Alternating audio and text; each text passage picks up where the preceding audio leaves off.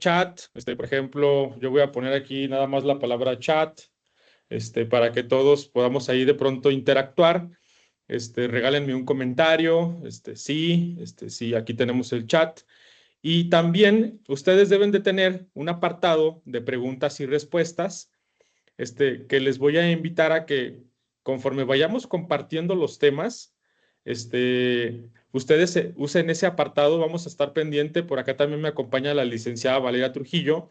Entonces, va a ser de suma importancia que de pronto ustedes pongan las preguntas y respuestas dentro de este apartado para poder leerlas en su momento mientras estamos dando la sesión. Y al finalizar hay un apartado de preguntas y respuestas. Esto es importante compartírselos porque vamos a poder habilitar el micrófono y la cámara de las personas que así lo deseen y que en su momento estén haciendo alguna pregunta, ¿no?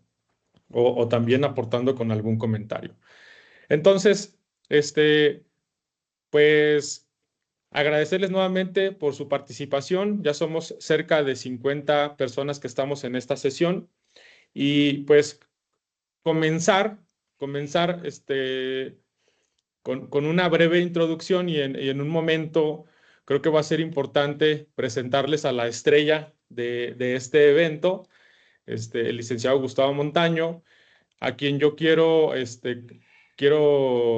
presentarles en este momento. Déjenme ver que todo esté bien, que las cámaras estén habilitadas. Denme unos segunditos, no lo veo por acá. Ya te vi por acá. Aquí estoy. Poner participante en primer plano. Fíjate que yo en su momento platiqué con Gustavo Montaño y ahorita vamos a tener como tipo conversatorio, como una charla, pero evidentemente enfocaba en este tema de Ley Federal de Protección de Datos Personales en posesión de particulares. Entonces, esto se convierte en algo muy relevante y los que no siguen a Gustavo de pronto en alguna red social, les recomiendo que ahorita nos compartes tu red social de LinkedIn específicamente, Gustavo, para que todos te podamos seguir y desde luego, pues escuchar de viva voz los consejos, las recomendaciones que tú en algún punto nos puedes llegar a compartir, ¿no? Entonces, nuestro invitado especial el día de hoy, lo comparto ya formalmente, el licenciado Gustavo Montaño, que él es fundador en DPC Abogados. Y la intención de esto es llevar a cabo este evento que se llama Cambios 2025 en la Ley Federal de Protección de Datos Personales en posesión de los particulares, que es una nueva regulación de México en protección de datos. Por ahí al principio, yo les comparto, tuve un tropiezo, lo mencioné como una reforma. No es una reforma, es una nueva ley como tal. Y pues bueno, al final, digamos que como parte de este ejercicio es conocer los cambios que se aplicaron 2025 en dicha ley, pues de la mano de un experto como lo es Gustavo Montaño, que es experto en privacidad, protección de datos personales y derechos digitales. Entonces, queremos que ustedes compartan este mismo objetivo y se lo lleven, el cual es informar de manera clara y accesible sobre los principales cambios a esta ley a través de este formato de preguntas y respuestas con un especialista como lo es el licenciado Gustavo. ¿Cómo estás, Gustavo? Ya hablé Bien, mucho bien, ¿y yo de este tú? lado. No, al contrario, muchísimas gracias por la invitación. No, hombre, con mucho gusto. Y fíjate que eh, voy a hacer yo algunas preguntas. Por favor, si la audiencia que está aquí de pronto tiene también alguna pregunta muy puntual, evidentemente no nos digan si ustedes lo desean. Ah, pues soy Pablo, pertenezco a tal empresa y fíjate que tengo esta pregunta. ¿Se vale? Nosotros las vamos a estar leyendo. Pero fíjense que antes de entrar de lleno a este conversatorio con nuestro invitado especial, quisiera darles un breve contexto para quienes están con nosotros por primera vez o no están familiarizados con el tema de protección de datos personales en México. Si bien esta ley fue publicada por el DOF o el Diario Oficial de la Federación el 5 de julio del 2010 y entró en vigor el 6 de julio de ese mismo año, pues esta ley nació con el objetivo de garantizar que las empresas, organizaciones y cualquier particular que trate datos personales, como lo pueden ser nombres, correos, direcciones, teléfonos e información financiera, lo haga de una manera responsable y con el consentimiento, pues, de las personas que están tanto proporcionando los datos como los que los están recopilando, ¿no? Desde entonces, ha sido la base para establecer los derechos de los ciudadanos conocidos como derechos ARCO, no sé si les suene, que significa acceder, rectificar, cancelar y oponerse al uso de sus datos personales. También estableció obligaciones claras para las empresas, como contar con un aviso de privacidad y cuidar la información que recolectan. Digamos que cuando hablamos o escuchamos de Ley Federal de Protección de Datos, casi viene el tema de aviso de privacidad, ¿no? Ahora, el 20 de marzo de 2025, publicó una ley, se publicó una nueva ley de protección de datos personales, en la cual estamos frente a un gran cambio estructural en materia de México. Este cambio prácticamente busca reforzar la protección de datos y, pues al final, ¿qué pasa? Que con todos estos avances tecnológicos, el uso de la inteligencia artificial, los ciberataques y el comercio digital, pues es muy necesario, ¿no? Que estemos todos al corriente. Por eso hoy es un momento clave para conocer qué cambia, qué debemos hacer para cumplir y cómo prepararnos desde ya. Entonces, para ayudarnos a entender todo este tema, pues tenemos por acá a un expertazo que también me voy a permitir leer su currículum, porque si bien digamos que estamos enfrente de un referente en estos temas de protección de datos, como lo es el licenciado Gustavo Montaño. Y aquí aprovecho para hacer su presentación antes de hacer o lanzar la primera pregunta para que lo conozcan un poco. Pero él es licenciado en Derecho por la UNAM, también es maestro en Derechos Humanos. Él cuenta con una especialidad en el marco legal de transparencia y acceso a la información y protección de datos personales por la misma institución. También cuenta con una especialidad en materia de protección de datos personales por la Universidad Iberoamericana y 2 por la Agencia Española de Protección de Datos, el cual también cuenta con un certificado como especialista y tiene otro también como experto en la materia. También cuenta con un diplomado en privacidad, regulación y gobernanza de datos personales, otorgado por el Centro de Investigación y Docencia Económica, Docencia Económicas. Ha participado en la elaboración del nuevo reglamento en materia de transparencia y acceso a la información, del reglamento de la Ley Federal de Protección de Datos Personales en posesión de particulares, en la Ley General de Protección de Datos Personales en posesión de sujetos obligados y en la iniciativa de la Ley General de Ciudadanía Digital. Cuenta con más de 14 años de experiencia acumulados en el Instituto Nacional de Transparencia, Acceso a la Información y Protección de Datos Personales. Es fundador de DPC Abogados, responsable de la Oficina de Protección de Datos Personales de la Universidad Anáhuac, México, y también es oficial de privacidad de Scotiabank. Ha sido también asesor de gobiernos y entidades públicas por los 3 niveles de gobierno en materia de transparencia, acceso a la información, gobierno abierto y protección de datos personales, y de empresas nacionales e internacionales en la protección de datos personales.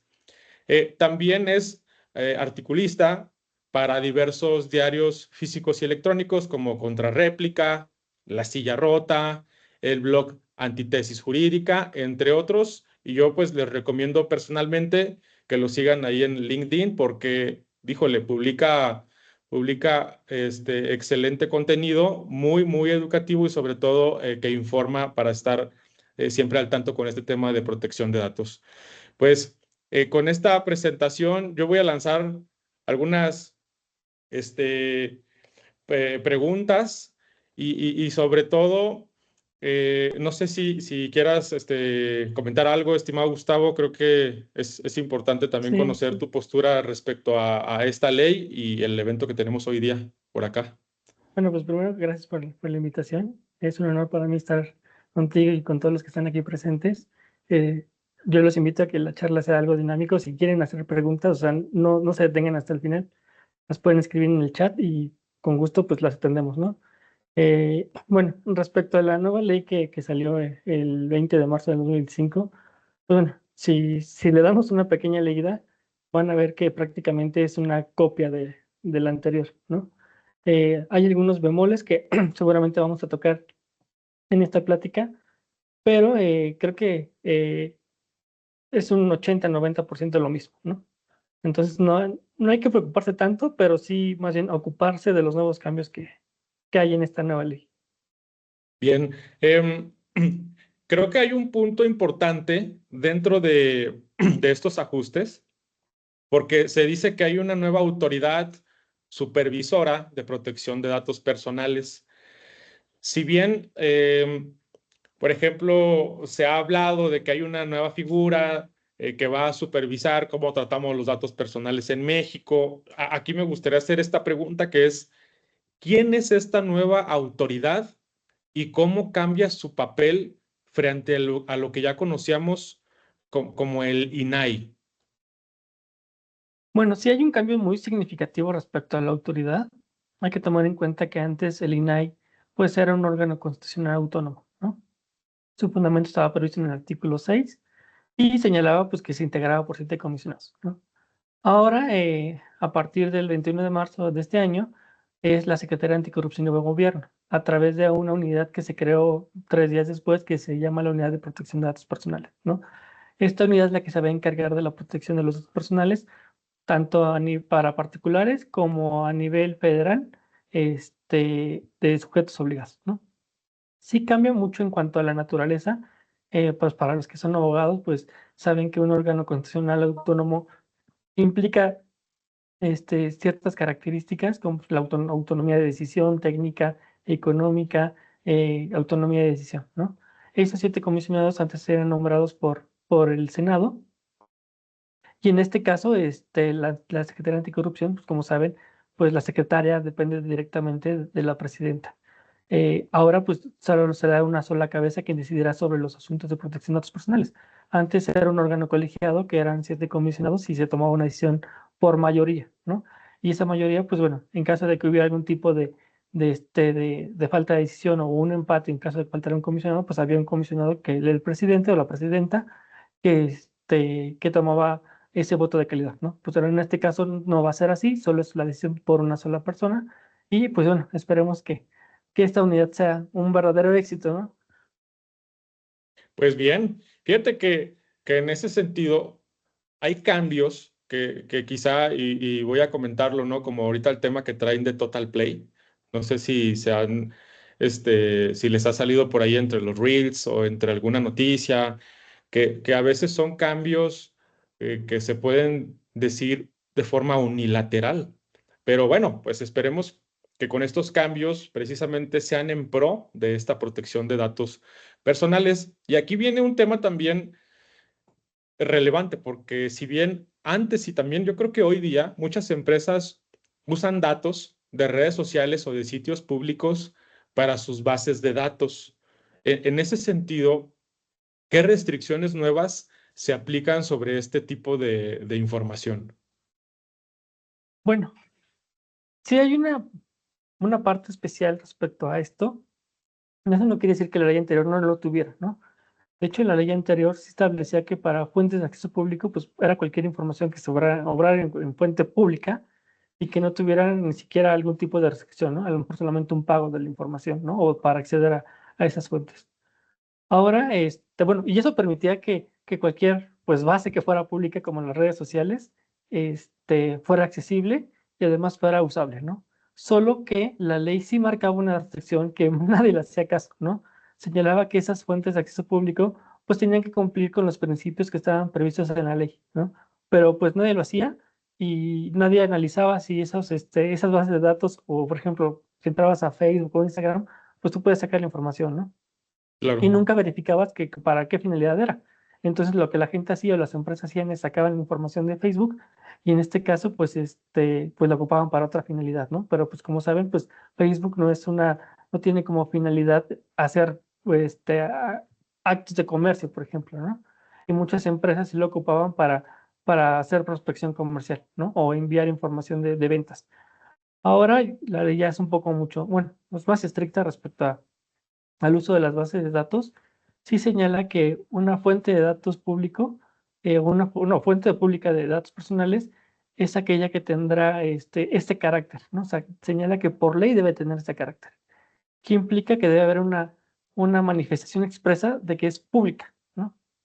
Esto quiere decir que pues todo lo que nos diga que no es público, pues no lo podemos ocupar, ¿no? Y además esas bases de datos deben tener ciertas restricciones, ¿no? O sea, ya dependerá del propietario de esa base de datos o de esa fuente, qué restricciones le pone, ¿no? Pero además ya es mucho más expreso en cuanto a que señala que esas bases de datos o esas fuentes de acceso público sí deben de cumplir con las obligaciones y principios previstos en esa ley. Entonces, ahora cuando las empresas quieran ocupar información de esas fuentes de acceso público, pues sí deben de verificar uno que diga que es una fuente de acceso público, que tenga que ese carácter, que no tenga ciertas restricciones por la propia fuente o el propietario de esa base de datos, y que además el hecho de que ocupes esa información pues debe ser apegada a los principios, ¿no? Y es muy importante porque nunca se ocupaba eso, ¿no? Sí, Ahora que lo hace más expresa, pues ahora pasa, ¿no? Porque ¿esto qué quiere decir? Que si, por ejemplo, si alguien va a ocupar información de Facebook, pues la naturaleza de Facebook es únicamente una fuente doméstica, ¿no? No es como para hacer prospección comercial o envío de publicidad. Entonces, no podríamos ocupar la finalidad o esa fuente por una finalidad distinta, ¿no? Entonces, estaríamos contraviniendo lo que está previsto ahora en la ley. va. Y yo creo que ese es un reto porque estamos hablando de un tema de que si alguna empresa no lo tiene o los que ya lo tienen, el tema de clasificación y etiquetado de información, ¿no? Para saber qué información puede ser pública o qué información puede ser interna, etcétera, ¿no? Dependiendo de la clasificación. Y yo tengo entendido que también se habla dentro de, pues, esta nueva ley, redefinición de responsable del tratamiento. Y, y en este punto, a mí me gustaría saber, y creo que también a la audiencia, por ahí si hay una pregunta, por acá también las leemos, es ¿qué cambia con esta redefinición y cómo afecta a las empresas que tratan datos personales, el tema del responsable del tratamiento?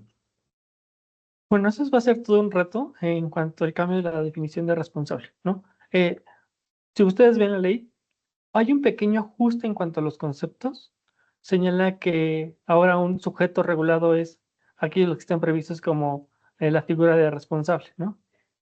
Y antes, bueno, eso ya estaba previsto en la ley anterior, ¿no? Hablaba de sujetos regulados. Ahora ya lo establece como un concepto específico en su apartado de conceptos, ¿no? Pero eso es únicamente en cuanto a la terminación. Pero la figura de responsable como tal sigue existiendo.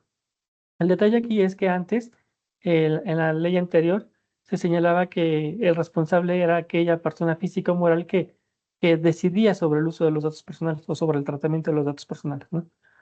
Ahora la ley señala que es aquella persona que trate datos personales. ¿Qué quitaron?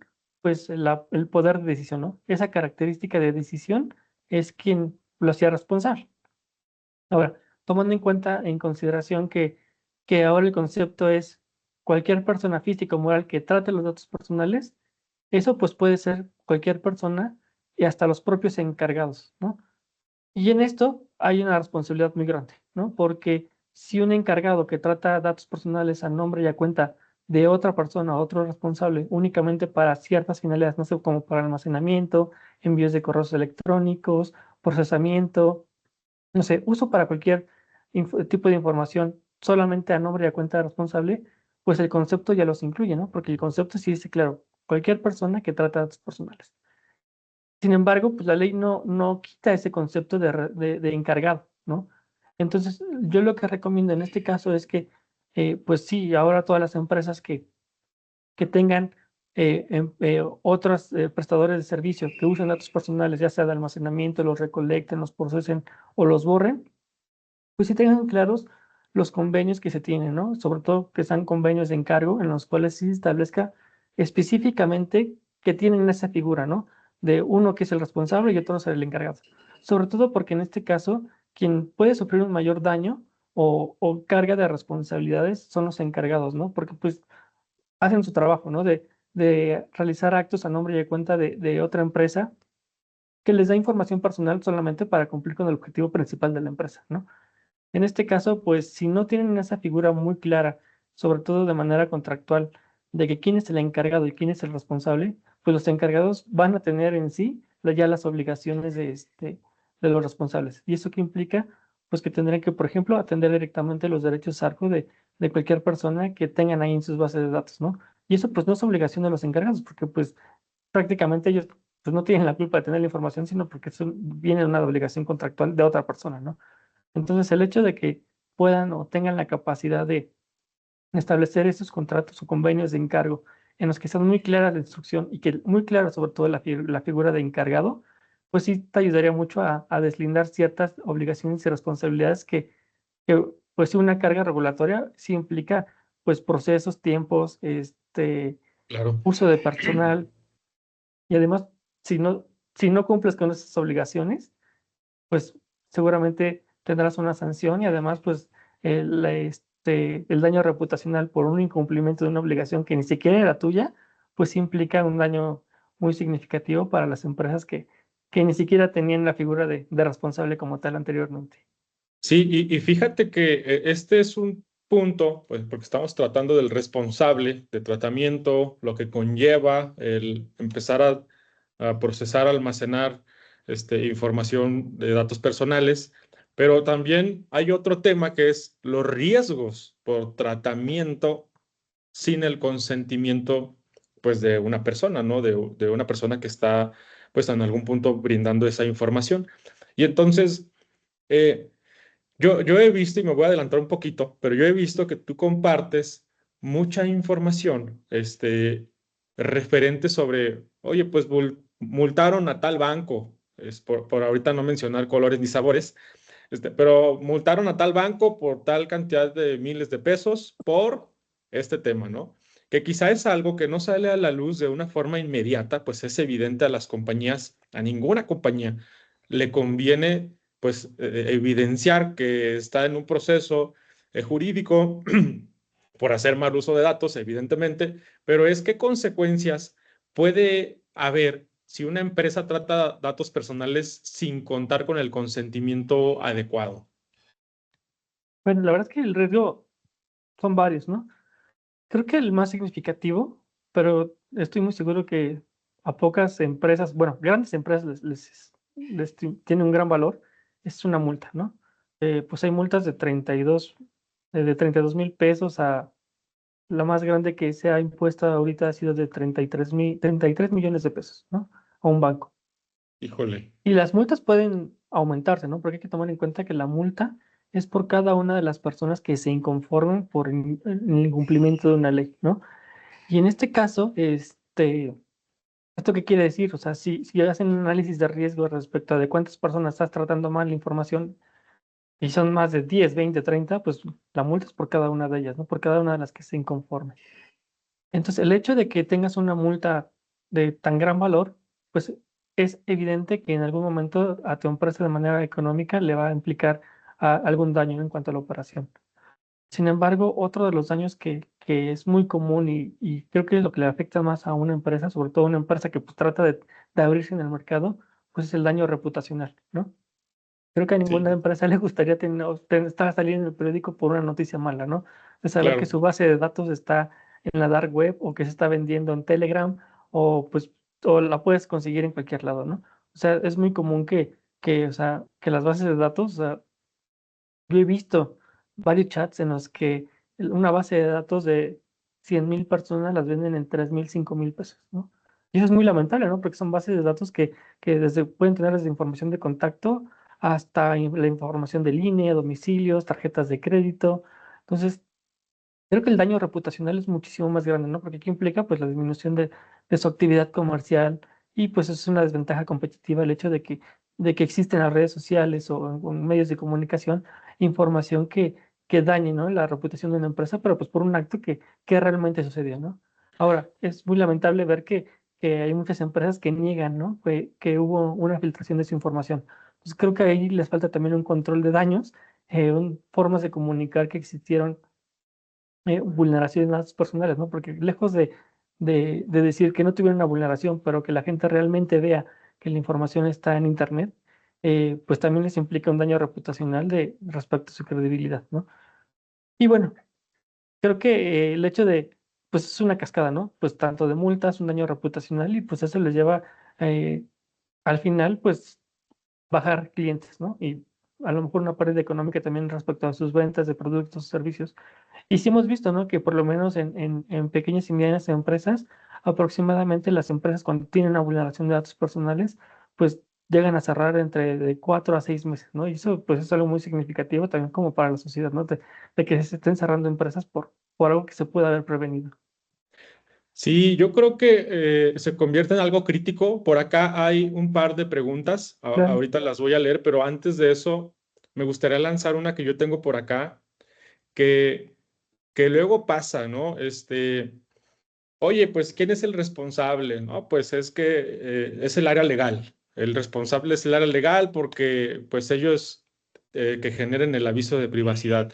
Pero luego, oye, de pronto en la parte tecnológica, pues, ¿quién es el responsable? No, pues el director de TI, ¿no? Porque ellos se encargan de hacer que los controles técnicos estén implementados. Y entonces acá como la pregunta sería, qué áreas, perdón, deberían de ser los o las responsables de dar tratamiento a los datos personales? Bueno, yo creo que es una tarea de todas las áreas, ¿no? Para empezar, ¿no? O sea, tanto las áreas, por ejemplo, de marketing o la que comercialice los productos, que el contacte con los clientes, la gente que desarrolla el software específico para alguna aplicación, todos tienen, desde el puesto más bajo hasta el más alto en una empresa, tienen responsabilidad respecto al cumplimiento de la protección de los datos personales, ¿no?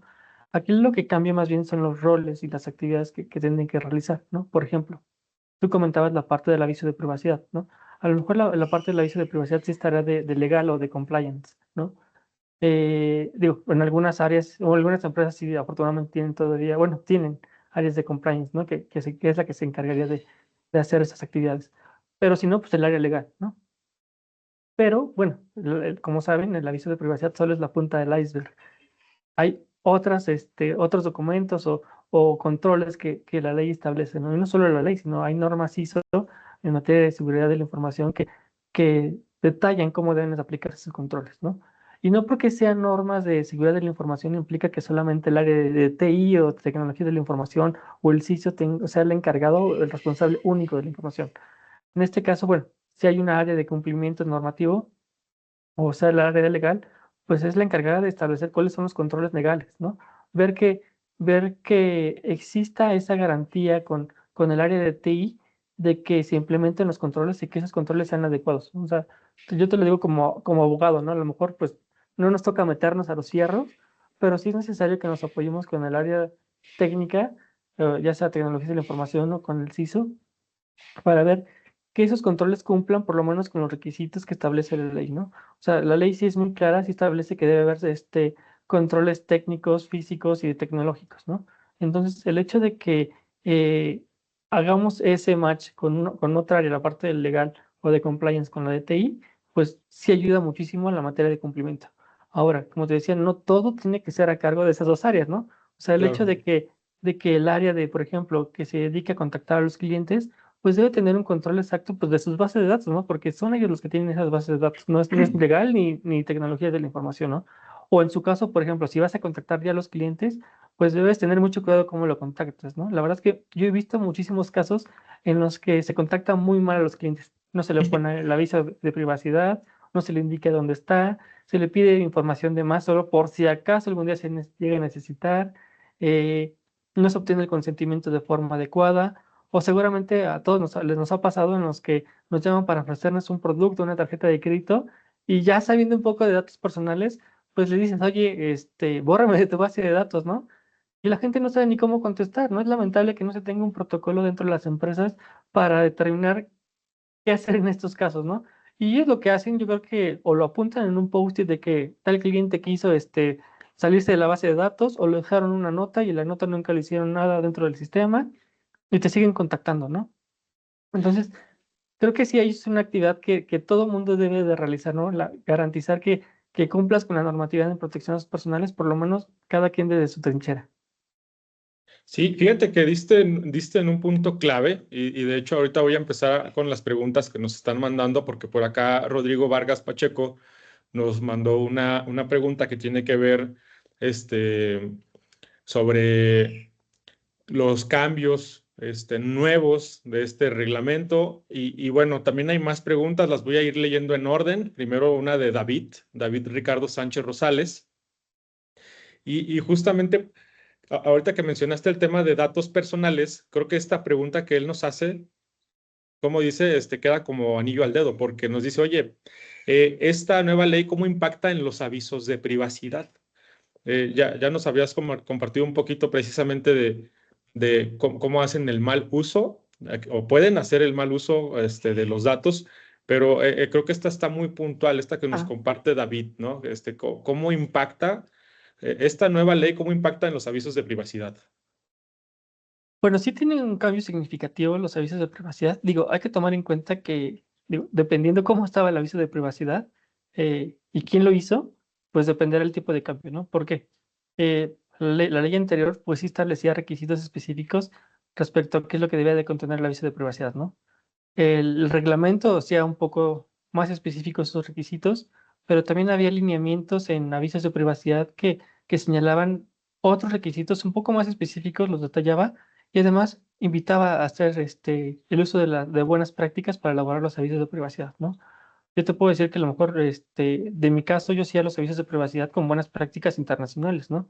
Entonces, hay ciertos requisitos que a lo mejor él lo cubre, ¿no? Por ejemplo, la ley ya señala que debe establecerse qué datos se van a recolectar, ¿no? La anterior ley no decía eso, o sea, únicamente decía dame las finalidades, para qué lo vas a ocupar, qué es eso, eh, y dime las transferencias, dime el responsable, el domicilio del responsable, cómo lo contacto, cómo ejercer mis derechos ARCO, revocar el consentimiento, hubo ponerme el tratamiento, o sea, varios elementos, ¿no? En este caso, ahora se incluye que debes de indicar qué datos personales hacía, ¿no? Pero pues ustedes pueden ver algunas empresas ya lo hacían, ¿no? O sea, ya señalaban qué datos personales se recolectaban porque pues era parte de las buenas prácticas internacionales de indicar qué datos personales se recolectaban y además de decir qué datos personales eran los sensibles, ¿no? O en caso de que hubiera un tratamiento de datos personales sensible, lo especificaba, ¿no? Entonces ese es un punto que ahora la ley lo establece como obligatorio. Otro punto que yo creo que es un error legislativo y espero que se corrija en el reglamento o en algún tipo de lineamiento, es que antes en la ley de protección de datos personales se señalaba que se debía indicar las transferencias, ¿no? Ahora, como requisito como tal, dentro del catálogo de requisitos del aviso de privacidad no viene la parte de las transferencias. Lo quitaron. Yo creo que fue un error legislativo que a alguien se le ocurrió borrarlo o fue un error de dedo. Sin embargo, en el apartado digo, es como un círculo virtuoso o vicioso, dependiendo cómo lo vean, ¿no? En la parte de transferencias, se señala que ya venía en la ley anterior, que debe tener una cláusula en la cual se indique, pues, que el particular o el titular de los datos consiente en las transferencias de los datos personales, ¿no? Y pues, como saben, bueno, las transferencias, bueno, los consentimientos deben ser libres, específicos e informados, ¿no? Y la información, pues, la única forma en que puedas, bueno, que es válida según la ley cumplir con el principio de información es a través del aviso de privacidad, ¿no? ¿Eso qué quiere decir? Pues que tienes que regresarte al aviso de privacidad a incluirle las transferencias en este caso, ¿no? Entonces, pues, si bien en el catálogo no viene como tal las transferencias, yo recomiendo no quitarlo, ¿no? Ahora, hay otro punto que también está sujeto a interpretación y que, digo, ya la práctica nos dirá, en el derecho de acceso, en el apartado de los derechos de acceso, se establece que se debe tener derecho a acceder a las condiciones y generalidades del tratamiento, ¿no? Y dice tal cual, acceder a las condiciones y generalidades del tratamiento, coma, a través del aviso de privacidad, ¿no? Sí. Esto que implica que ahora los avisos de privacidad deben tener las condiciones y generalidades del tratamiento. ¿Qué implica? O sea, creo que es un concepto muy subjetivo y muy abierto, pero por lo que hemos visto de las prácticas internacionales, sobre todo en Europa, es que esas condiciones y generales de tratamiento, o sea, el tratamiento que es el almacenamiento, la recolección, el borrado, el procesamiento, este, cualquier otra actividad que realices de los datos personales, ¿no? No son las finalidades, sino qué es lo que haces. Entonces, ¿qué implicaría? Pues a lo mejor implicar los plazos de conservación, cómo lo recolectas, cómo se borra, a lo mejor establecer medidas de seguridad dentro del aviso de privacidad. Digo, no decir todas, pero sí establecer dentro del aviso ese pequeño apartado de condiciones y generalidades de tratamiento como para abonar en un principio de transparencia y de información al aviso de privacidad y que las partes o los titulares conozcan bueno, ahora esa parte que se incluye el derecho de conocer las condiciones y generalidades del tratamiento. Entonces, creo que son cambios minúsculos, pero creo que habría la pena de sí agregarlos al aviso de privacidad. Digo, también habría que esperarnos también a la reglamentación. Esperemos que mejore un poco lo del aviso de privacidad, que sea un poco más específico qué es lo que debe incluir. Y ojalá esperemos que saquen algún tipo de lineamiento específico para los avisos de privacidad. Sí, yo me acuerdo que antes, incluso creo que por acá está un profesor que tuve en la maestría. En su momento, el INAI, si no me equivoco, proporciona herramientas para poder generar un aviso de privacidad que satisfaga los requerimientos, ¿no? Que bueno, eso ya digamos es punto y aparte, tú puedes usar esa herramienta, te alineas o te apegas, pues de acuerdo a lo establecido en la ley, pero eh, quiero, quiero también compartir o comentar el tema que es, oye, pues dentro del aviso de privacidad también tendría que venir plazos de conservación de datos, o no sé si además de que lo establezcas en el aviso de privacidad, pues lo tengas que indicar en alguna otra aviso, ¿no? Y entonces, bajo esto, ¿qué se debe hacer frente a esta nueva obligación y qué implicaciones trae el no ajustarse a los nuevos plazos para la conservación de datos? Bueno, como tal, la ley no establece plazos de conservación, pero sí establece la obligación ahora de establecer plazos de conservación. Digo, que también esa era una práctica que debía de implementarse anteriormente. ¿Por qué? La ley anterior y la nueva establecen un principio de proporcionalidad o de necesidad, ¿no? En este caso, pues la proporcionalidad pues implica cuánto tiempo o por qué lo vas a ocupar, ¿no? Y en su caso, pues implica pues, limitar el tiempo que conservas la información. Eso implicaba que pues, las empresas o grandes empresas pues ya establecieran sus plazos de conservación, ¿no? Muchas empresas ya tienen un catálogo de disposición documental que establece por cuánto tiempo, para qué finalidad y qué data, ¿no? Ahora, en relación con el derecho de cancelación, para borrar la información o suprimir la información, pues sí establece como requisito esencial para que se proceda del borrado de la información que pase ese plazo de conservación, ¿no? No es solamente que deje de ser necesaria, sino que fenezca ese plazo de conservación. Y eso pues implicaría que todas las empresas deben de hacer un mapeo primero de qué tratamientos están haciendo, con qué datos y por cuánto tiempo necesitan esa información, ¿no? Y eso debe ser justificado, o sea, no es que las empresas inventen un plazo de, oye, necesito esta información por 99 años, ¿no? O sea, creo que porque hay un principio que habla de que debe ser la información proporcional para las finalidades que lo vas a hacer, ¿no? Digo, afortunadamente hay ciertas disposiciones, por ejemplo, en el sector muy regulado como el sector bancario, salud, los de seguros, que ya establecen plazos de conservación, ¿no? Por ejemplo, también en materia de administración tributaria, el SAT pues establece que deben ser 10 años, ¿no? En materia financiera, 10, ¿no? Igual, hay varios disposiciones en materia de salud que establecen plazos de conservación. Entonces, hay que tomar en cuenta, dependiendo del sector de cada una de las empresas, qué plazos se necesitan, pero igual no implica que toda, ¿no? Por ejemplo, si yo soy un hospital, pues no necesito conservar a lo mejor 50 años de no sé, puedo decirte el correo del titular para envío de publicidad, ¿no? Porque la finalidad no se justifica de que tengas mi dato por tanto tiempo solamente para el envío de publicidad, ¿no? Entonces, sí es muy importante que las empresas tengan un inventario de datos personales y de tratamientos, ¿no? Que eso ya era una obligación que tenían, pero creo que ahora va a ser un poco más específico en cuanto a la obligación y cuanto al deber de cumplimiento, y seguramente creo que la unidad de protección de datos personales de la Secretaría de Anticorrupción va a ser un poco más estricta ahora. Claro, y pues bueno, todos estamos ahí en ascuas también esperando cómo va a ser esa reacción, ¿no? Y cómo va a actuar.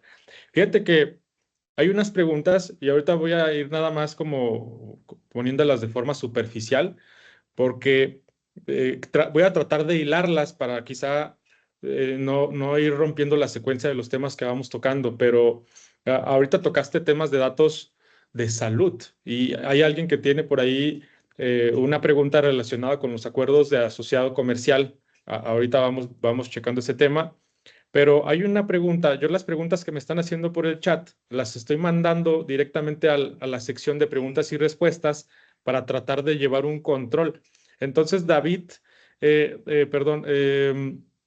nos dice María García que tiene un par de preguntas. La primera es, en la definición de titular y de dato personal se ha eliminado como persona física, dejando solo persona. ¿Qué implicaciones tendría esto, por un lado? Y primero si quieres esa y ahorita vemos la otra, Sí, la verdad que es un porque súper está, tema. De hecho, muy pocas legislaciones en el mundo establecen eso, ¿no? En la protección de los datos personales de las personas morales. Digo, la interpretación es muy clara. Antes la ley establecía que solo era de personas físicas, y sí, era claro, persona física, ¿no? Ahora solamente establece que es persona. O sea, hay un principio del derecho que, para los abogados, que dice, donde la ley no distingue, no habría por qué distinguir, ¿no?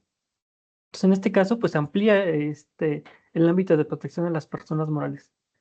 ¿Qué implica? Pues bueno, que el tratamiento que se hagan de los datos personales, bueno, o de los datos o de la información de las personas morales, pues deben estar cubiertas con la ley de protección de datos personales, ¿no? ¿Qué implica ahora? Pues que ahora los datos de empresas en tu catálogo de datos personales, en el aviso de privacidad, debe estar, ¿no? Debe estar todo encaminado también a las medidas de seguridad de esa información, porque hay muchas empresas que y era válido, ¿no? Con la anterior ley, que pues establecían ciertos controles específicos solamente para el tratamiento de datos personales, por ejemplo, la obtención del consentimiento. Por ejemplo, en instituciones financieras, cuando daban créditos para personas morales, pues no les importaba el consentimiento, ¿no? Ahora el consentimiento pues debe de cumplir con las reglas de la Ley Federal de Protección de Datos Personales. Y además, no solo eso, sino los plazos de conservación, la forma en cómo se utiliza la información para publicidad a lo mejor. Eh, Creo que esta parte también hay que tener mucho cuidado porque está muy sujeta a interpretación, ¿no? Porque el artículo primero ahora de la ley, que antes era el segundo de la ley, establece para qué tipo de información no era susceptible la protección de los datos personales y señala que es para información comercial, ¿no? Si ustedes pueden ver el reglamento de protección de datos personales de Europa, también establece un apartado muy específico y dentro de esos considerandos establece que esa información puede ser la que venga en una tarjeta de presentación, ¿no? Como datos de contacto comercial, por ejemplo. Entonces, creo que ahí vale un poco la interpretación. Ahora, este punto es muy importante porque el INAI ya se había pronunciado antes, ¿no? En el 2016. Hubo un caso, se los cuento muy rápido, que afortunadamente me tocó resolver y se hizo el primer saque en respecto a la protección de los datos personales de personas morales, en las que le solicitaron a la PGR conocer si una empresa, persona moral, había sido denunciada, ¿no? En este caso, pues también las empresas tienen derecho a la imagen, ¿no? Afortunadamente, la Suprema Corte de Justicia había sacado una tesis en la que señala que las personas morales tienen el derecho a la protección de los datos personales respecto de aquella información que puede equipararse a los datos personales, ¿no? Y lo que se hizo en esa resolución fue que pues también tienen el derecho a proteger cierta información que afecte el bien jurídico y tutelado de la protección de datos personales, ¿no? Que es la dignidad. En este caso, pues como se afectaba la imagen, el honor y la reputación de una empresa, pues cabría la posibilidad de cubrir la información como información confidencial por ser un dato personal, ¿no? El INAI sacó varias resoluciones en ese sentido y la verdad es que no fue una resolución de carácter unánime por todos los comisionados, pero salió, ¿no? Por la mayoría. He visto sí, tesis de esa materia que hablan sobre la protección de los datos personales. Entonces, creo que sí habría que interpretar de manera muy cuidadosa y adecuada de qué es un dato personal para las empresas, porque pues, también las empresas, su naturaleza es la de comercializar, ¿no? De modo que oculte cierta información de contacto de, oye, pues no quiero que me contactes y ya no voy a hacer negocio, ¿no? O que toda la información que venga en su página de internet deba ser protegida, ¿no? O sea, creo que sí debe haber como una limitación o sobre todo tanto en beneficio para las empresas como en beneficio ahora de su privacidad y protección de datos, ¿no? O sea, habría la pena hacer una adecuada interpretación de eso, pero hasta ahora la ley sí abre esa posibilidad y por lo tanto toda la información de las empresas que tengan ese carácter o que tengan la naturaleza de equiparable a un dato personal que cumpla con esa finalidad o bien jurídico protegido por la protección de los datos personales, pues también debe ser protegido. sí, yo creo que esto es importante en el sentido de cómo defines tus propias reglas del juego para que a través de ellas no te llegues a victimizar, ¿no? O en este caso, como persona moral o como persona física. Y nos comenta también María García, oye, pues es que la línea entre responsable y encargado es muy, muy delgada. Entonces nos pregunta, ¿qué debemos considerar ahora para distinguir sin errores quién es quién? Y yo creo que lo comenta precisamente por ese lado de hay que tenerlo bien definido, y no confundir roles, responsabilidades y actividades que están que estar ejecutando, ¿no? Sí, mira, la verdad es que si de por sí de manera conceptual ya es difícil distinguirlo, en la práctica, la verdad es que es mucho más difícil, ¿no? O sea, creo que la ley sí distingue que ahora dice que un dato personal, bueno, perdón, un responsable, es aquel que trata datos personales, ¿no? Pero como decía, la figura de encargado sigue, ¿no? Y el encargado es quien trata datos personales a nombre y a cuenta de un responsable, ¿no? Entonces, creo que la clave está para definir quién es el responsable es quién decide sobre el tratamiento de los datos personales, ¿no? Yo me preguntaría, ¿tengo la capacidad de borrar la información, yo como empresa, o alguien me va a reclamar si la borro, ¿no? Digo, independientemente del titular, a lo mejor si yo soy a lo mejor Amazon Web Service y almaceno información, pero a lo mejor de un banco, si yo Amazon borro la información, pues me pregunto, ¿puedo borrarla? ¿Tengo la capacidad de decidir si la borro o no? Y si la respuesta es no, porque hay alguien que me la dio para una actividad, pues evidentemente tienes el carácter de encargado, ¿no? Porque estás actuando a nombre y, y en representación de otra persona, ¿no? O sea, realizas una actividad a nombre de otra persona. Entonces creo que esa es una clave muy importante, ¿no? Ahora, sí les recomiendo, creo que algo que sí me gustaría enfatizar es que si bien en la práctica ya es muy, muy difícil de determinarlo, ya cuando lo determinen, de verdad establezcanlo en un acuerdo de encargo, ¿no? Porque si no, la ley dice, o sea, el que trata a los personales es responsable, ¿no? Y eso implica obligaciones de más, atención de derechos ARCO, notificar vulneraciones, a lo mejor requerimientos de autoridad de forma directa, o sea, creo que implicaría muchas obligaciones y que podrá llevar a una multa, ¿no? Entonces, eh, solo piensen, ¿quién es el responsable de la información en cuanto a quién decide qué puede hacer o no hacer con la información? Esa es la figura del responsable. Y fíjate que Rodrigo Vargas Pacheco nos escribe también y nos dice, nos saluda, buen día.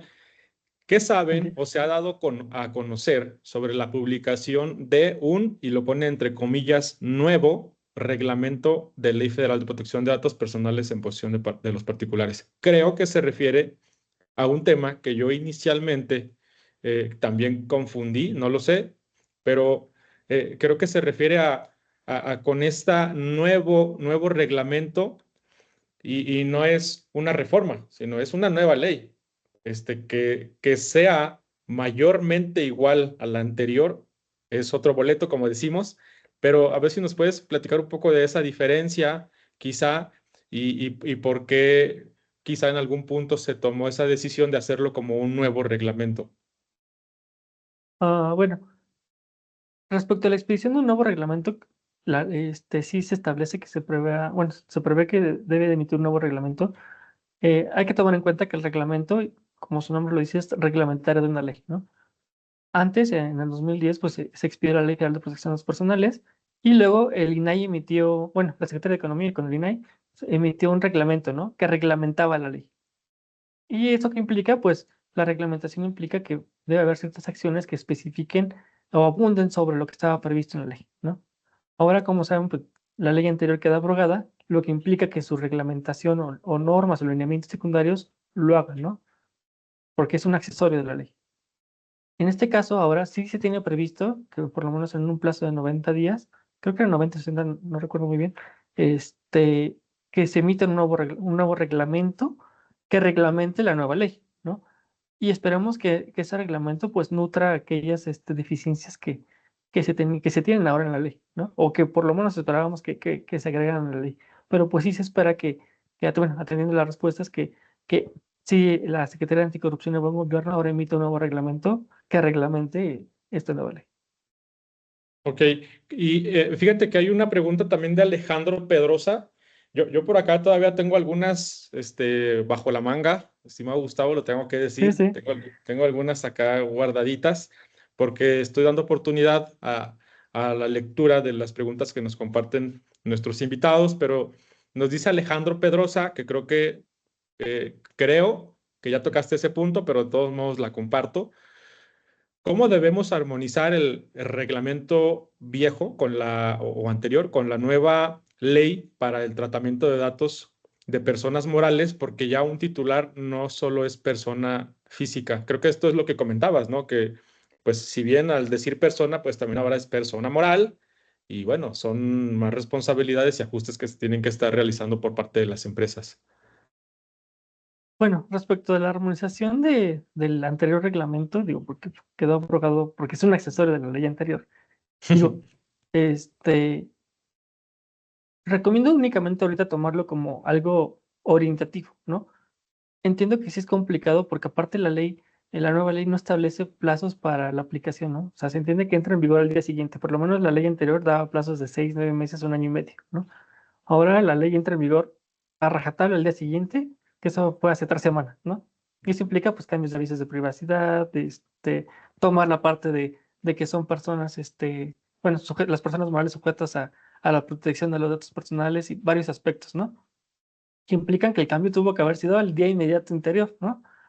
Y pues todas las empresas no están preparadas para eso, ¿no? De hecho, en los ajustes que estamos haciendo en algunas empresas, pues bueno, es ajustar los avisos de privacidad ahorita, algunas políticas, establecer ciertos, por ejemplo, los catálogos de exposiciones documentales, empezarlos a generar, modificar algunos procedimientos de derechos algo respecto a cómo se interpretaban los derechos o cómo debían interpretarse. Todos estamos haciendo varios ajustes en algunas empresas de qué es lo que debe de pasar, pero esto no es algo que quede final, ¿no? Porque si va a haber un nuevo reglamento, seguramente esas políticas van a necesitar otro ajuste, ¿no? De acuerdo con la que se emita, ¿no? Pero pues Claro. no podemos dejar de pasar del lado de que esta ley es obligatoria a partir del 21 de marzo, ¿no? Digo, seguramente ahorita la Secretaría de Anticorrupción no tiene la capacidad fáctica para realizar investigaciones, ¿no? Pero sí la gente tiene la capacidad de hacer denuncias, ¿no? Entonces, el Claro. hecho de que no estés cumpliendo con la ley es una moneda al aire, ¿no?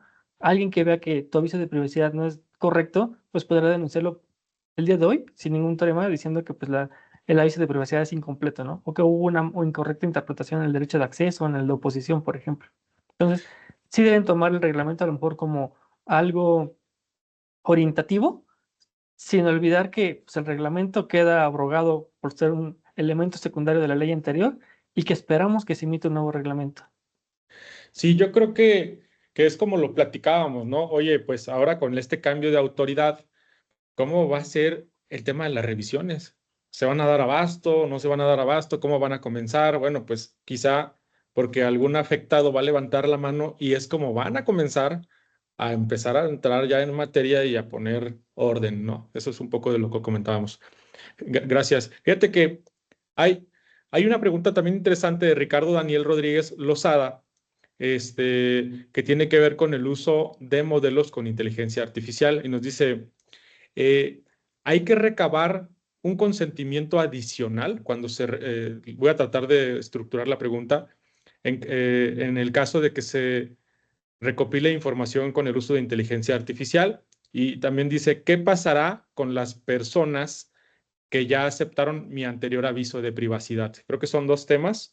Uno, al recabar información con el uso de inteligencia artificial, me imagino un tipo bot, pero la otra es, oye, si ya unos clientes o unas personas ya aceptaron el aviso de privacidad previo a esta nueva publicación, ¿qué pasaría con ellos, con esas personas? ¿No? Son dos temas. Tú decides cuál atender primero, estimado Gustavo. La inteligencia artificial. Bueno, si de por sí, o sea, hay que tomar en cuenta que la inteligencia artificial implica un tratamiento, un procesamiento de datos de manera automatizada, ¿no? Eso, pues, ya no estaba, o sea, si bien no estaba de forma expresa en la ley anterior, pues sí estaba regulado por ser un tratamiento, ¿no? Esto quiere decir que todo tratamiento de datos personales y uso de datos personales necesita un consentimiento. La ley siempre, anterior y la actual, siempre ha establecido como niveles de consentimientos, ¿no? El tácito, el consentimiento expreso y el expreso por escrito, pues dependiendo del tipo de dato, ¿no? Entonces, dependiendo del tipo de dato que use ese modelo de inteligencia artificial, es el tipo de consentimiento que se necesita, ¿no? Ahora, eso no implica que debe cumplir con el principio de información, ¿no? Que forzosamente bueno, ese aviso de privacidad debe de indicar que la información va a ser usada, no sé, para alimentar modelos de inteligencia artificial o va a sufrir algún proceso de inteligencia artificial, a lo mejor para la obtención de créditos, pero sí debe ser claro que se va a ocupar un modelo de inteligencia artificial, ¿no? O un procesamiento con inteligencia artificial. Ahora, respecto del consentimiento, o sea, hay tres elementos que el consentimiento son necesarios, ¿no? Que como lo hablábamos, debe ser informado, específico y libre, ¿no? Y en este caso, pues para obtener el consentimiento, o sea, les digo, es como un círculo virtuoso o vicioso, como lo quieran ver, ¿no? Si no tienes ese consentimiento que sea específico primero, ¿no? O sea, ¿qué quiere decir? Que pues para un tratamiento debes tener ese consentimiento. Y luego, informado, si no estás informando a tu cliente en ese consentimiento, ¿para qué lo vas a ocupar? Pues no podrás ocuparlo, ¿no? Entonces sí recomiendo que por lo menos, digo, hay que ver qué tipo de datos son, porque como les decía, la ley establece por categoría de datos, sí, categoría de datos, ya sea de contacto, de identificación, patrimoniales, financieros o los sensibles, depende el tipo de tratamiento, ¿no? Pero también digo, hay que recordar que también el reglamento anterior establecía que, por ejemplo, cuando había una relación contractual, las finalidades necesarias pues ya estaban cubiertas con el consentimiento, con esa obligación contractual, ¿no? O con un contrato de una relación jurídica. Pero sí señalaba que las finalidades secundarias no, ¿no? Por ejemplo, en caso de que un banco a lo mejor la relación contractual establecía que pues sí, la finalidad principal era la obtención de un crédito o guardar tu dinero, lo que tú quieras, ¿no? Pero a lo mejor una finalidad secundaria que el banco quería era, no sé, alimentar su propia inteligencia artificial para entrenamiento, pues es una finalidad secundaria que no tiene que ver con la principal, ¿no? Y el Claro. reglamento establecía que esa finalidad secundaria, que era independiente de la primera, se tendría que cubrir con un consentimiento, ¿no? Se tiene un consentimiento. Entonces depende mucho la finalidad, si es principal, necesaria, el tipo de datos que se van a ocupar, pero eso sí, o sea, no nos exime a no obtener ya sea el consentimiento tácito, expreso o expreso por escrito, dependiendo del tipo de dato, y sobre todo informarlo, ¿no? Ya sea en nuestra leyes de privacidad o en un consentimiento específico. Sí, yo creo que estos temas, y de hecho mencionabas anteriormente el tema de confidencialidad, hablábamos de clasificación, de etiquetado de datos, pero hay algo específico que habla sobre el fortalecimiento del deber de confidencialidad. Y, y aquí va una pregunta que va relacionada quizá con controles internos, y es, ¿qué tipo de estos controles internos y cláusulas con terceros deberíamos estar aplicando para cumplir con este tema del fortalecimiento del deber de confidencialidad, que así ya lo está explícitamente, ¿no? Bueno, respecto del deber de confidencialidad, creo que son varias cosas, ¿no? O sea, sí debe haber controles legales o normativos y controles tecnológicos, ¿no? O administrativos también, ¿no? Eh, muchas empresas creen que con tener convenios de confidencialidad, con eso basta, ¿no? O sea, y la verdad es que no, porque pues digo, al final sigue siendo un papel y a la gente se le olvida qué es lo que dice. Sin embargo, el hecho de que se establezcan controles como, no sé, establecimiento de roles y funciones dentro de una base de datos o de un sistema, pues ayuda a que no toda la gente tenga acceso a la información, o si tiene acceso, pues no tenga derecho a modificarla o solo observar cierta información. Y eso pues implica que disminuyes el riesgo de manera gigantesca, ¿no? O sea, ustedes Claro, lo han visto, ¿no? O sea, cuántas empresas, o sea, todas las empresas gigantes tienen convenios de confidencialidad con sus empleados o cláusulas de confidencialidad dentro de sus contratos y cuántas bases de datos no están en Internet, ¿no? Entonces eso quiere decir que el papel no le sirve mucho, ¿no? Entonces el hecho de que sí se establezcan ya controles, roles administrativos dentro de los aplicativos, de las bases de datos, que se generen contraseñas o credenciales respecto de quién puede acceder o quién no, eh, a lo mejor la forma en cómo se encripta la información, que la información esté enmascarada, dependiendo de la función o el rol que se esté ejecutando, eso ayuda bastante, ¿no? Creo que es, como lo hablamos, es una tarea de todos, pero pues también no es solo la tarea del legal, ¿no? Sino también hay que ver la parte técnica, que eso ayuda mucho porque es la materialización de tu convenio de confidencialidad, ¿no? Y pues eso te ayuda a disminuir riesgos de manera potencial. Tal cual lo comentaste, ¿no? O sea, pensamos que por tener un NDA, el famoso NDA, el acuerdo de confidencialidad, pues ya estamos cubiertos. Pero creo que estamos dejando de lado la parte de la aplicación de los controles, como los ejemplos que nos diste. Y también hay un tema que se le conoce como el principio del mínimo privilegio, ¿no? En donde Justo. pues es una estrategia de seguridad que limita el acceso de los usuarios a lo que estrictamente o necesario tienen que poder hacer para cumplir con sus actividades. Eso, pues creo que podría ser la clave, ¿no? Para poder tener ese complemento entre lo que dice un documento, que es el NDA o un convenio, un acuerdo de confidencialidad, con los controles internos. Gracias, estimado.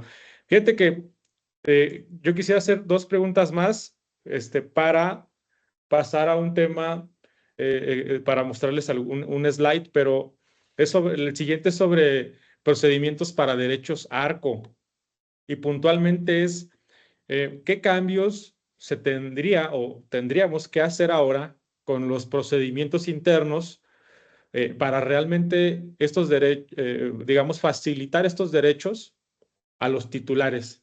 Porque si bien se escucha, y yo lo voy a comentar, ¿no? Y lo voy a poner sobre la mesa, nosotros hemos hecho ejercicios en donde empresas farmacéuticas o que se dedican al comercio de farmacéuticos grandes, pues sí tienen su aviso de privacidad. Aerolíneas nacionales que tienen sus avisos de privacidad muy bonitos, todo lo tienen así muy padre. Ponte en contacto con tal correo electrónico. Si no quieres recibir información mediante correo, no quieres recibir llamadas, etcétera, pues puedes hacer uso de tus derechos ARCO. Pero resulta que a la hora de ponerlo a prueba, porque eso es lo que hacemos también nosotros acá, es eh, oye, pues me estás diciendo en tu aviso que tienes, que lo vas a cumplir en determinados días, que de hecho creo que también hay un apartado en donde establece un plazo máximo para actuar y resolver ante la solicitud de derechos ARCO, pero no se llega a cumplir, ese es el punto. Determinado número de días se tienen especificados, no se llega a cumplir y pues bueno, entonces al final no estás cumpliendo tampoco lo que estás diciendo en los derechos ARCO, que ese es un tema también, pero voy a reiterar la pregunta, la voy a repetir, porque yo ya me estaba yendo por la tangente, estaba mencionando unos ejemplos al final, pero es qué cambios hay que hacer ahora con los procedimientos internos para realmente facilitar estos derechos a los titulares. Bueno, son cambios pequeños, pero sí significativos. O sea, creo que también depende mucho cómo tenías, por ejemplo, muchas empresas que les hemos trabajado, pues políticas o procedimientos de atención de derechos ARCO, ¿no? Les voy a contar una anécdota muy chistosa. Eh, en una empresa en la que tuvimos la oportunidad de atender, hizo una solicitud de derechos ARCO, ¿no? Y la solicitud decía, oye, quiero que me des mis datos personales, ¿no? Y me acuerdo que la persona que se encargaba de eso decía, bueno, pues se interpreta que solo quiere sus datos personales. Y literal, lo que hizo fue formar una lista, no de los datos personales de la persona, sino establecer el tipo de datos, ¿no? O sea, le dio una lista que literal decía nombre, edad, fecha de nacimiento, CURP, RFC, domicilio, número de cuenta. O sea, literal, no le dio los datos, ¿no? Y creo que ahora lo que hace esta ley es como dejar al lado esas interpretaciones que limitaban mucho esos derechos y abonan a que realmente podamos conocer la información, ¿no? Por ejemplo, el Claro. hecho de la parte del derecho de acceso, pues sí, ahora establece las condiciones y generales del tratamiento, ¿no? ¿Eso qué implica? Pues que también a través de una solicitud de derechos ARCO, pues puede interpretarse quién, a quién le vas a compartir mi información, a quién, no sé, qué datos tienes de mí específicamente o qué documentos, o sea, creo que hay una interpretación muchísimo más amplia, ¿no? O el hecho por ejemplo, hay una resolución del INAI que se interpretó, por ejemplo, o sea, seguramente ustedes saben que, pues bueno, en el aviso de privacidad anteriormente, pues decía que tenían derecho de conocer las transferencias, ¿no? Ahora en esa resolución del INAI dice que ahora también puedes conocer los encargados, ¿no? Y eso también implica, pues, las condiciones y generalidades del tratamiento, ¿no? De conocer no solamente a quién le transfieres la información, sino a quién también se la remites, ¿no? Para ver si a lo mejor tú ejerces algún derecho de cancelación sobre ellos o algo así, ¿no? O de oposición sobre el tratamiento. Otro cambio que que no es menor, la verdad, que sí el reglamento anterior lo establecía, era el del derecho de rectificación, que antes los datos personales, bueno, decía que tenías derecho a la rectificación de los datos cuando fueran inexactos o incompletos, ¿no?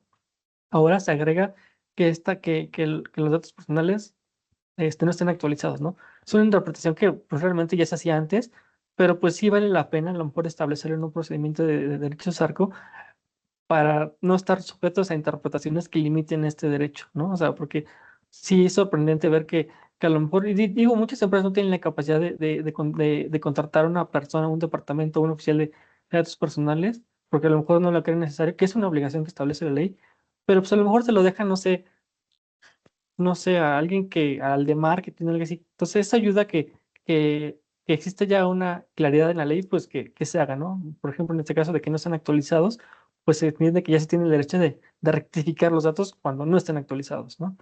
Claro. Ahora, por ejemplo, ahora en el derecho de oposición, creo que hubo ahí sí un cambio significativo que creo, sí me gusta, creo que pudo haber quedado mucho mejor, pero abona sobre todo las causas de la oposición, ¿no? Porque antes la oposición como que era muy limitativa en cuanto igual a su interpretación, ¿no? Y ahora sí establece que se podrá exigir el cese del tratamiento de los datos personales cuando exista una causa legítima o una situación específica que así lo requiere el titular, ¿no? Evidentemente justificada, ¿no? Igual, eso se podía interpretar antes, digo, muchas empresas en las que le trabajamos se hacía eso, pero otras empresas que veía que se hacían solicitudes de derechos de rectificación, pues no, o sea, no hacían ese tipo de interpretación. Y otro punto que también es novedoso en la ley es que ahora se tiene el derecho de oponerse a los datos cuando existe un tratamiento automatizado, ¿no? Y que pues ofrezca, más bien, produzca efectos jurídicos no deseados o que sí afecte de manera significativa los intereses, derechos o libertades del titular, ¿no? Y esto pues a que sus datos sean tratados sin una intervención humana, ¿no? Esto y también ya estaba previsto en el reglamento y con las prácticas internacionales, si ustedes voltean a ver el Reglamento Europeo de Protección de Datos Personales, ya estaba previsto, ¿no? Entonces, a lo mejor muchas empresas, sobre todo internacionales, ya tenían prevista esta interpretación. Y pues bueno, y en la parte del derecho de oposición, pues también implica la parte del catálogo de disposición documental perdón, de cancelación, que pues no puedes borrar la información hasta que fenezca el plazo de conservación, ¿no? Entonces, sí hay cambios menores, pero que sí pueden ser significativos en cuanto a la interpretación y que esa interpretación debe estar sujeta a no solo al oficial de protección de datos personales o al departamento de datos personales, sino que también tenga la base de datos, ¿no? O quien realmente haga el tratamiento fáctico de esa información. Sí, y creo que ya lo habías mencionado, pero me voy a tomar la libertad de mencionarlo nuevamente, el tema de plazos de entrada en vigor de esta nueva legislación y puntualmente cuáles son los plazos clave para el cumplimiento de estos cambios. Si bien ya sabemos cuándo se publica, cuándo surge, ¿qué fechas o qué plazos tenemos hoy día para alinearnos? Bueno, yo veo dos fechas importantes. Eh, la primera es el 21 de marzo del 2024, del 2025, que establece que pues, la ley entra en vigor, ¿no? No establece prórroga para el cumplimiento.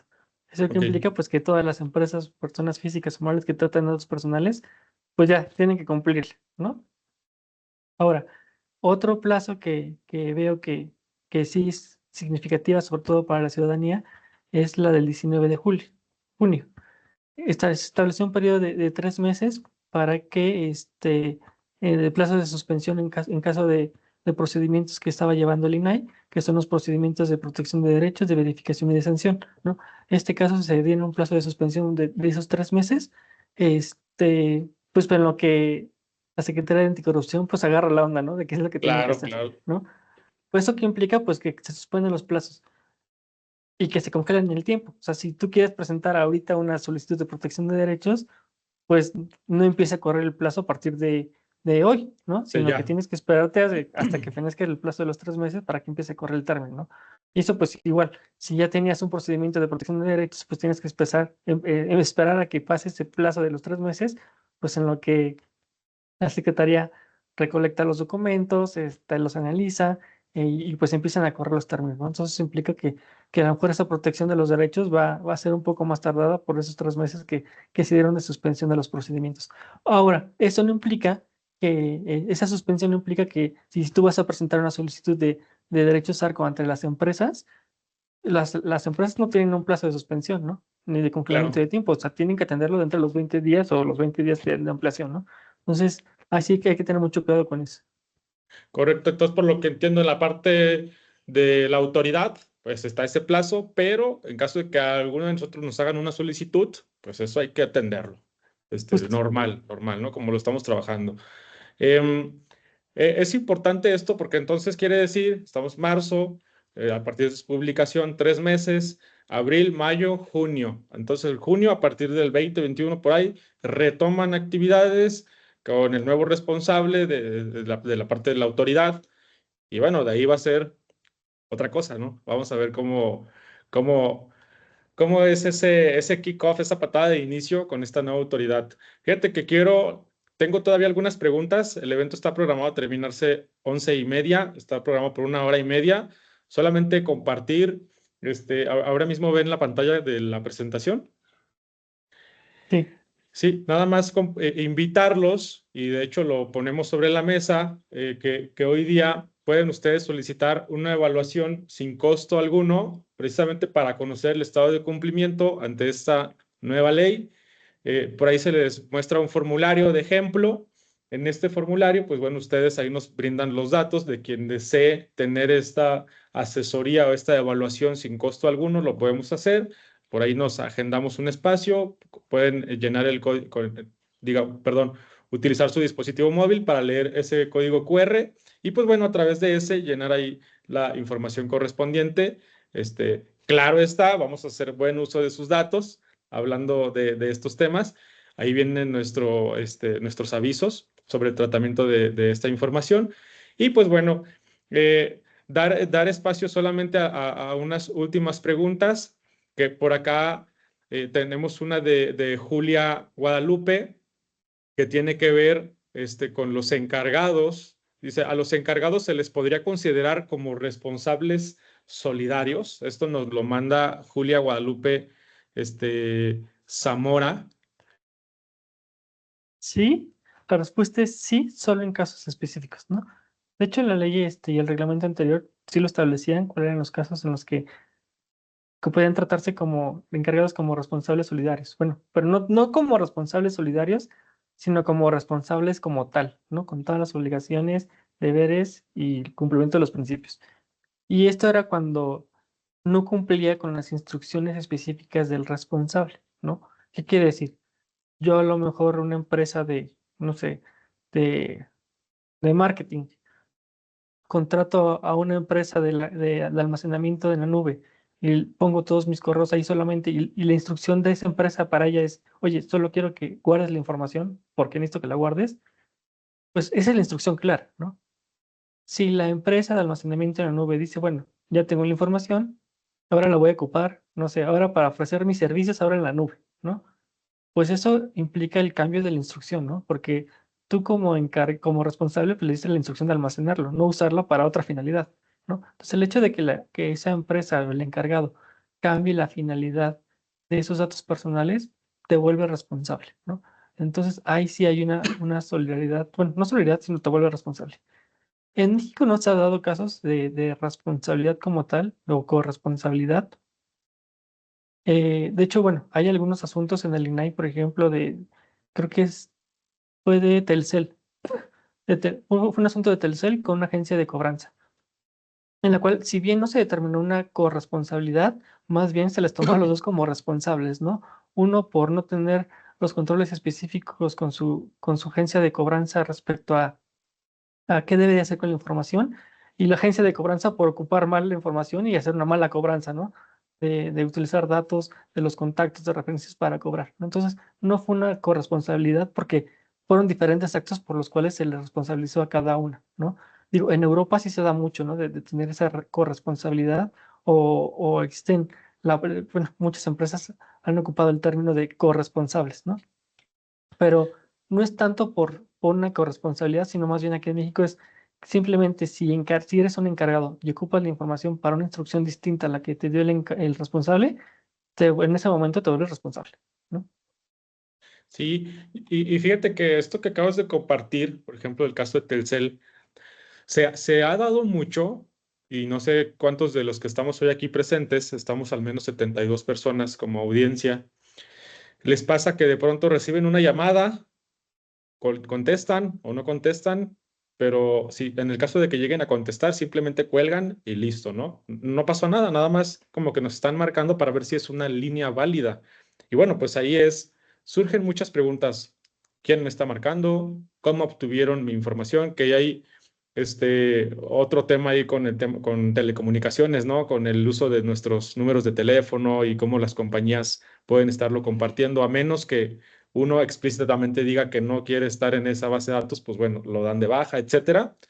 Pero es como estas empresas, y hablo de los centros de contacto, que tienen relación con las campañas de diferentes actores o clientes de ellos, que voy a mencionarlo, bancos, pues al menos tienen que tener una adecuada protección, unos controles bien definidos para hacer ese match, ¿no? Y de pronto que estén debidamente orquestados y sepan cómo reaccionar ante una solicitud de derechos algo cuando entran terceros a manejar ese tipo de datos personales, ¿no? Creo que esto es algo de lo que nos acabas de compartir. Creo que pues se nos está acabando el tiempo, mi estimado Gustavo. La verdad es que personalmente, y creo que también perdón, a toda la audiencia, todos los datos que nos has compartido son de suma importancia. Si nos puedes apoyar compartiéndonos tus redes sociales, cómo te podemos encontrar. Yo por acá voy a compartirles el enlace de tu LinkedIn, porque a mí se me hace muy valioso que te tengan como contacto, porque de pronto nos publicas ahí información muy relevante de ajustes, de recomendaciones. Y bueno, creo que esto vale la pena seguirte y les voy a pasar también por ahí mi LinkedIn, porque también de pronto ahí publico información relevante de temas de cybersecurity. No sé si nos puedes ayudar, porfa, a compartirnos tus redes sociales. Estoy hablando solo, perdón. Me pueden encontrar en LinkedIn como Gustavo Montaño, en las diversas redes sociales igual como Gustavo Montaño Álvarez, y les comparto mi correo, por lo que necesiten es gustavo.montano@dpcabogados.com. Muy bien, por acá lo vamos a tener en cuenta. Gracias por compartirnos los datos de la manera más atenta. Quien quiera hacer uso de este regalo que hoy día estamos otorgando tiene una vigencia. Esto es algo que no lo dice ni en letras chiquitas, pero está solamente disponible por los próximos 10 días. El tema de la evaluación sin costo alguno. Por ahí nos coordinamos. Apóyennos quienes necesitan y requieren este apoyo, lo vamos a hacer con todo gusto. Y pues prácticamente agradecer nuevamente, Gustavo, creo que más allá, y lo he compartido en días anteriores contigo, más allá de tener ese conocimiento, ese nivel de experiencia, eres una gran persona. Realmente estamos muy agradecidos por compartirnos este contenido, esta información de una manera muy digerible, muy digerida, en donde pues es este conversatorio que no solamente son preguntas que quizá tengamos de nuestro lado de Seguridad Informática MX, sino también de la audiencia que ya platicábamos hace un rato, las diferentes organizaciones que nos están acompañando hoy día, diferentes universidades, diferentes instituciones bancarias, también diferentes empresas de retail e incluso fintech. Pero pues bueno, no me queda más que agradecerte, estimado Gustavo. Espero que próximamente podamos tener otra charla. Por favor, ahí déjenme Con saber gusto. en el chat si hay algún tema en particular que deseen que abordemos. Con todo gusto lo vamos a hacer. Y pues también agradecer a toda la audiencia. Empezamos con cerca de 90 personas que estaban escuchando la sesión. Yo creo que por temas de tiempo, las próximas las procuraremos hacer de 50 minutos, 60 minutos, para que no les peguemos ahí en los tiempos de su operación, de lo que estén haciendo. Agradecerles a todos. Y pues no sé si quieras añadir algo, algún comentario final, estimado Gustavo. Bueno, pues yo creo que un comentario final sería que sí revisen la ley. Digo, hay casos, cambios que hay que hacer en todo el sistema de gestión de protección de datos personales en las empresas. Digo, hay que tomar en cuenta que debemos también esperar una reglamentación de la ley, pero sí, o sea, empiecen ya a realizar esos ajustes, ¿no? Y cualquier cosa, pues estoy a sus órdenes. De acuerdo. Pues nuevamente agradecerles a todos. Muchas gracias, Gustavo. Esta grabación será compartida. Les va a llegar la notificación a todos los que se registraron. Nosotros también haremos la difusión correspondiente para subirla por nuestras redes sociales. También por ahí se la voy a compartir a Gustavo para que él la suba también directamente desde sus redes sociales para hacer una adecuada difusión. Y pues les estaremos mandando también información correspondiente. Yo estaba pensando en un pequeño regalito, un documento, una guía muy básica. Se la vamos a hacer llegar a ustedes a través de sus correos electrónicos. Y pues listo. Les invito a que estén pendientes a través de nuestra página de los próximos eventos, que es seguinfo.com/eventos. Ahí van a estar viendo directamente los botones para que se puedan estar registrando, justo como lo hicieron a este evento, en donde nos acompaña el maestro Gustavo Montaño, experto en temas de protección de datos personales. Y pues listo, agradecerles a todos. Excelente día. Nuevamente gracias, Gustavo, y ahí seguimos en comunicación. Muchísimas gracias por la invitación y muchas gracias a los que estuvieron presentes. Listo. Pues hasta luego. Muchas gracias y que tengan un excelente día. Saludos a todos. Hasta luego. Hasta luego.